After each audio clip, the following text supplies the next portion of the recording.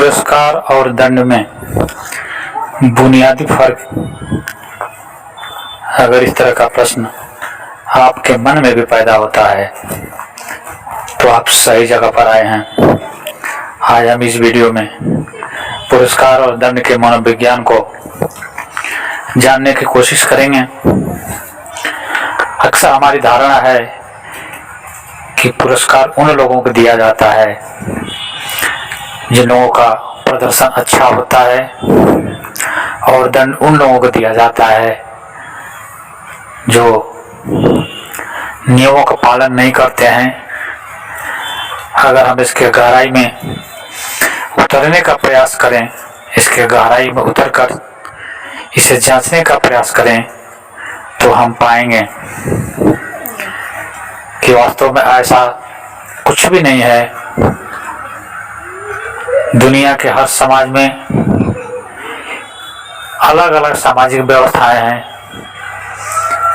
और जो भी व्यक्ति उन व्यवस्थाओं के अनुरूप अपने को ढाल लेता है उसे पुरस्कृत किया जाता है। इसलिए किया जाता है कि वह व्यक्ति अपने आप को उस व्यवस्था में ढाल लिया है, और जो व्यक्ति उसे अपने आप को उस सामाजिक व्यवस्था में ढाल नहीं पाता उसे दंड इसलिए दिया जाता है क्योंकि वह अपने आप को उस व्यवस्था में ढाल नहीं पाया या ढालने की कोशिश नहीं की।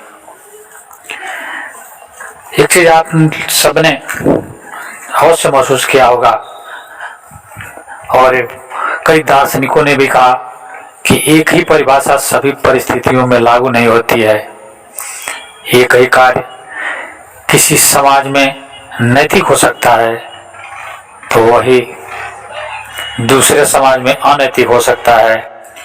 एक ही कार्य किसी परिस्थितियों में नैतिक हो सकता है और वही कार्य दूसरे परिस्थितियों में अनैतिक हो सकता है। जैसे कि अगर हम साधारण परिस्थितियों में किसी की हत्या करते हैं तो उसे अनैतिक माना जाता है और उसके लिए सभी समाज में दंड की व्यवस्था है। लेकिन वही हत्या अगर हम युद्ध की स्थिति में करते हैं तो किसी भी समाज में अनैतिक नहीं माना गया और उसके लिए किसी दंड की व्यवस्था नहीं की गई है।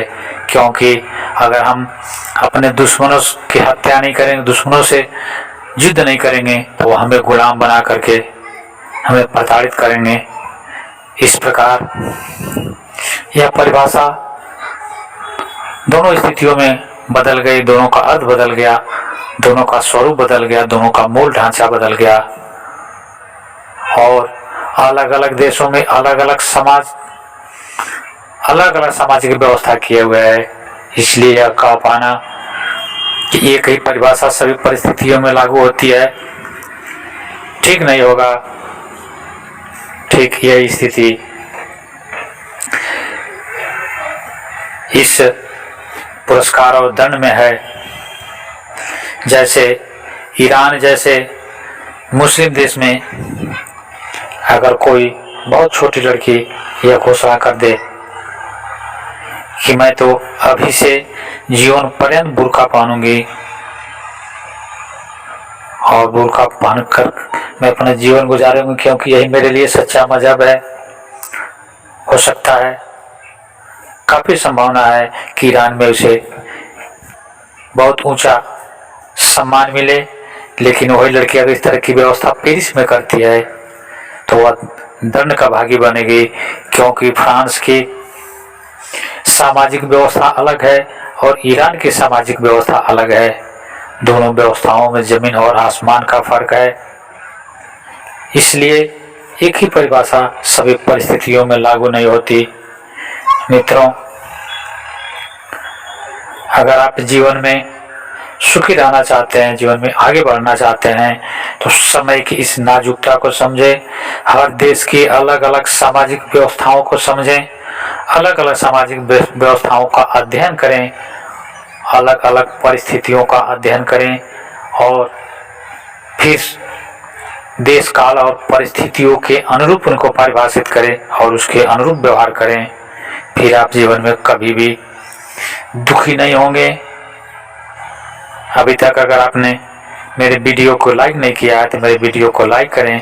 मेरे विद्रोही चैनल को अभी तक सब्सक्राइब नहीं किया है तो सब्सक्राइब करें।